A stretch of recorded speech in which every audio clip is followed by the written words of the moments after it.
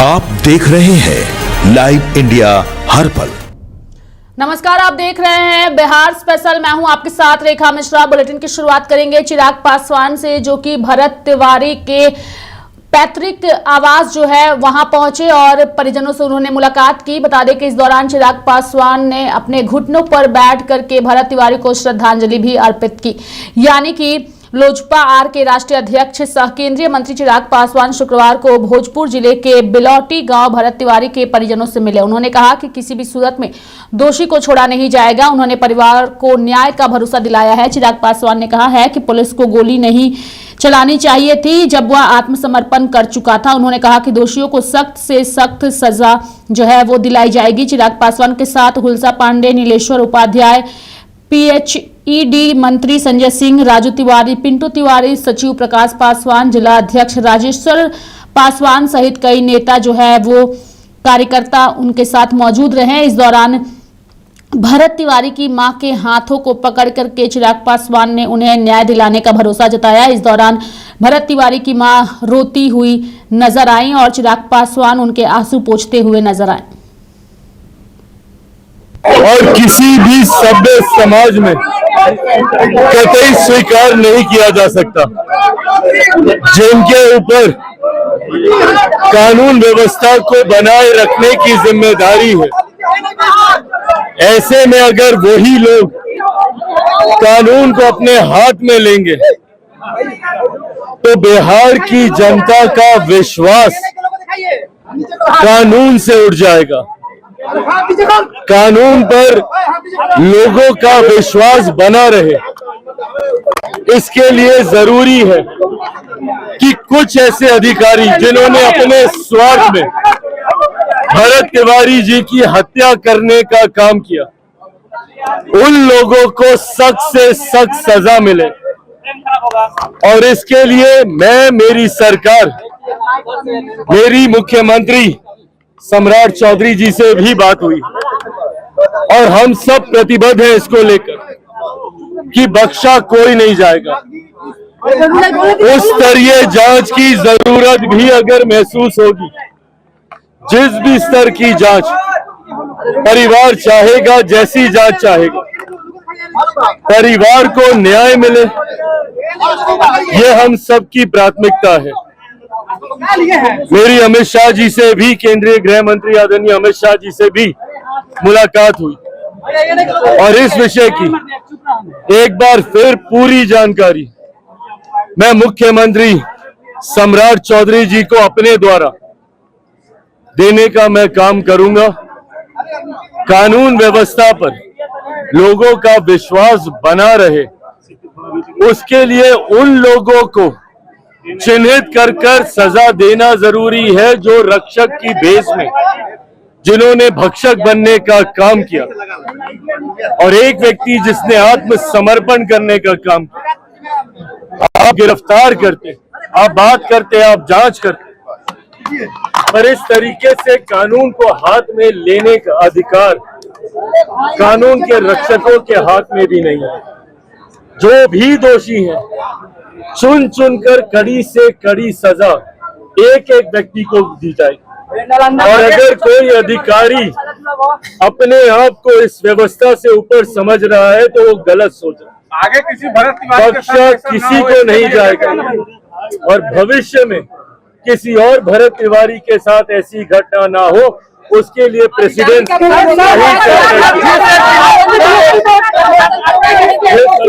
का प्रमोशन किया गया है। जिस अधिकारी का प्रमोशन किया गया है, मैं मुख्यमंत्री से बात करके उस पे भी कार्रवाई करने की मैं बात करूंगा।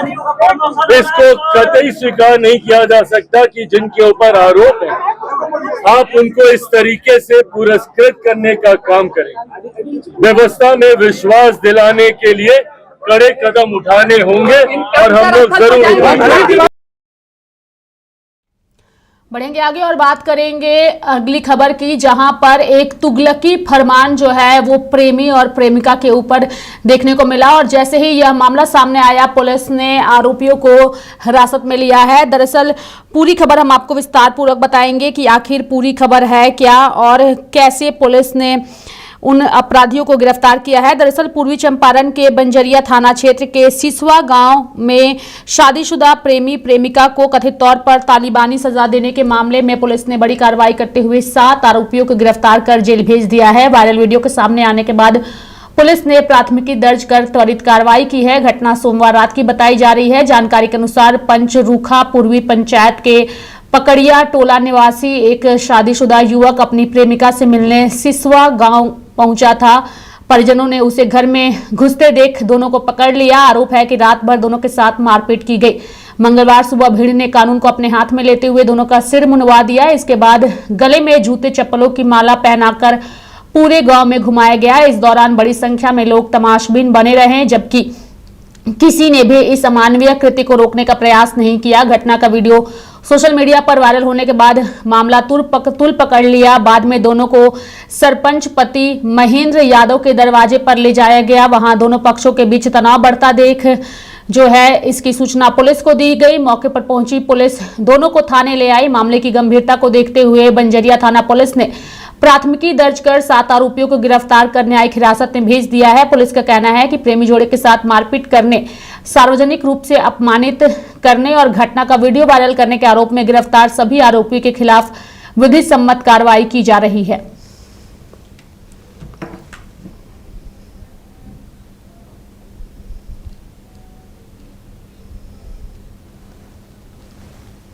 बढ़ेंगे आगे और बात करेंगे बिहार के स्वास्थ्य मंत्री निशांत कुमार की, जो इस वक्त बिहार में चर्चा में बने हुए हैं अपने बेहतर फैसलों और कार्यों को लेकर के। वहीं जब लाइव इंडिया की टीम ने जेडीयू के नेता से इसको लेकर के सवाल किया तो उन्होंने इसकी सराहना की और कहा कि एक नेता के तौर पर उनका कार्य बेहतरीन है। अचानक से पीएम से पहुंचते हैं, पूरा चेकिंग करने लगते हैं। करना चाहिए। जो मंत्री लोग बने हैं, बड़े मंत्री हैं, जहाँ हम लोग देखेंगे क्या चोरी हो रहा है, जांच होगी ना। वहाँ पहुंचते हैं तो कई सीसीटीवी कैमरे भी खराब रहते हैं, उस पर क्या कहेंगे? सीसीटीवी कैमरा खराब है तो देखेंगे। कई डॉक्टर भी नहीं नजर आते हैं। अरे उस सब पर कार्रवाई करें, सब पे कार्रवाई होगी। बढ़ेंगे आगे और बात करेंगे जुमे की नमाज की, जो कि अब पटना कोतवाली थाने के पास जो है वो जुमे की नमाज जो है वो अदा नहीं की जाएगी। और इसकी जानकारी खुद प्रशासन की ओर से एक पत्र जारी करके दी गई है। यानी कि हम आपको बता दें कि पटना के कोतवाली थाना परिसर में अब जुम्मे की नमाज अदा नहीं की जाएगी और यह फैसला प्रशासन, मस्जिद कमेटी और स्थानीय लोगों के बीच हुई आपसी सहमति से लिया गया है। जानकारी के अनुसार कोतवाली थाना के बगल में स्थित कोतवाली मस्जिद में हर शुक्रवार बड़ी संख्या में नमाजी पहुंचते हैं। भीड़ अधिक होने के कारण कई लोग थाना परिसर में भी नमाज अदा करने लगते हैं, जिससे थाना आने वाले फरियादियों और आम लोगों के आवागमन में परेशानी होती थी। इस मामले को लेकर एक व्यक्ति ने सरकारी सहयोग पोर्टल पर शिकायत दर्ज कराई थी। शिकायत के बाद विधि व्यवस्था के एडिशनल एसपी कृष्ण मुरारी प्रसाद, कोतवाली थाना अध्यक्ष अजय कुमार, मस्जिद के इमाम और अन्य गणमान्य लोगों की मौजूदगी में बैठक आयोजित की गई। बैठक में आपसी सहमति से यह निर्णय लिया गया कि अब कोतवाली थाना परिसर में जुम्मे की नमाज नहीं पढ़ी जाएगी। देखिए, एक जमाने से कम 30 वर्ष से मैं यहाँ नमाज पढ़ रहा हूँ। इस मस्जिद में काफी भीड़ हो जाने की वजह कर लोगों को, जब मस्जिदें सब तल्ले में लोग भर जाते थे, तो जुम्मे की नमाज बगल वाली कोतवाली के परिसर में पढ़ी जाती थी। उसके बाद इसके दाहिने तरफ भी एक जगह है, तो वहाँ भी पढ़ी जाती थी। लेकिन इस तरफ शायद ममानियत हो गई है, किसी ने कोतवाली थाने में आके ये शिकायत दर्ज कराई है। तो हम लोगों को बुलाया गया, मुझे, इमाम साहब को और 1-2 आदमी और थे, वो भी हमारे साथ गए थे। बड़े अच्छे माहौल में बात हुई। डीएसपी साहब थे, हमारे एसएचओ साहब थे, बड़े अच्छे माहौल में बात हुई। तो उन्होंने कहा कि अभी फिलहाल यहाँ पर नमाज अदा नहीं होगी। हम लोगों ने उसको तस्लीम कर लिया कि अच्छी बात है, हमको प्रशासन के साथ रहना है, यहाँ पर आप जो बोलेंगे हम उसको मानेंगे। उनकी बात पर हम लोगों ने अमल किया। अब कोई आपत्ति नहीं है। नमाज होती है, हम लोग नमाज पढ़ने के लिए आते हैं, नमाज पढ़ते हैं, चले जाते हैं। जुम्मे में बहुत ज्यादा भीड़ हो जाती है, लोग आ जाते हैं, जिस वजह कर कुछ मिनटों के लिए वहाँ लोग इकट्ठा होते थे, नमाज पढ़ते थे। वो भी किसी तरह की खाने की, किसी तरह की किसी कार्य में कोई बाधा नहीं पड़ती थी। अब तो नहीं जाइएगा आप सफर में? हाँ, अभी जब मना कर दिया गया है तो जबरदस्ती थोड़ी जाएंगे। हाँ, मस्जिद के दाहिने तरफ एक जगह दी गई है, बल्कि है, उस तरफ जो लोग बच जाते हैं वो नमाज अदा करते हैं। थाना की तरफ से दिया गया है कि आप लोग को पहले से था? तो पहले ही से था वो जगह है।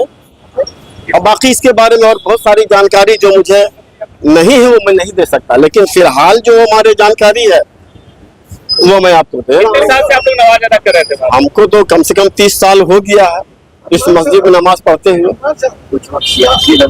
ना लो, अब जो लोग सियासी रंग देना चाह रहे हैं तो वो अलग बात है, उसमें तो हम लोग कुछ बोल नहीं सकते हैं।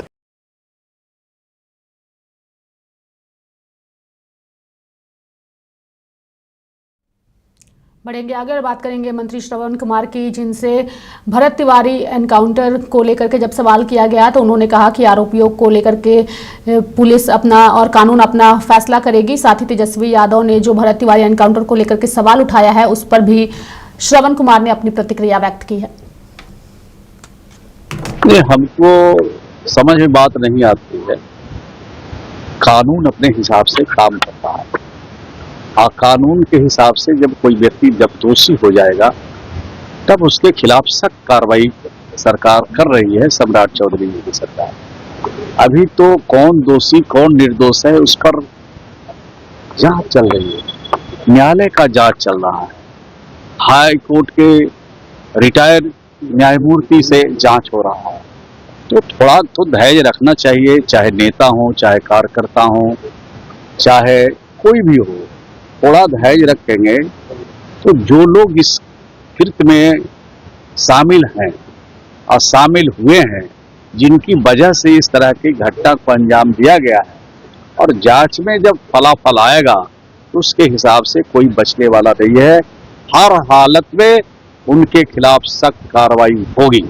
सर, तेजस्वी यादव ने सर कहा है कि नीतीश कुमार को प्रधानमंत्री बनना चाहिए, उस प्रधानमंत्री। तो क्या मंत्रिमंडल में नीतीश कुमार शामिल होंगे? अभी कैबिनेट एक्सटेंशन सुना है। जब नीतीश कुमार जी एनडीए गठबंधन के पार्ट थे, जब एनडीए गठबंधन में उनको कन्वेनर स्वीकार करने के लिए महामहिम लालू प्रसाद जी, महामहिम जो अभी बंगाल के हमारे दीदी मुख्यमंत्री थे ममता जी, हमारे जो उत्तर प्रदेश के महामहिम हैं श्री अखिलेश यादव जी, सब लोग उनको कन्वेनर मानने के लिए तैयार नहीं हुए, और कन्वेनर जो नहीं माने उसका ही परिणाम है कि आज पूरा ये जो महागठबंधन है छितिर बितिर हो रहा है और आने वाले दिनों में नाम निशान मिटने वाला है। नीतीश कुमार शामिल होंगे क्या केंद्रीय कैबिनेट का? अब ये बात की जानकारी मुझे नहीं है। हमारे नेता नीतीश कुमार जी की कोई अपनी चाहत नहीं है और अपनी जिंदगी में किसी पद के लिए उन्होंने आवेदन नहीं दिया। बिहार की जनता का खिदमत उनके जेहन में है, बिहार की जनता सलामत रहे इसके लिए हमेशा वो सोचते हैं, काम भी करते हैं। तो मेरे साथ फिलहाल अभी के लिए इस खबर में इतना ही। आप देखते रहिए लाइव इंडिया हर पल। नमस्कार।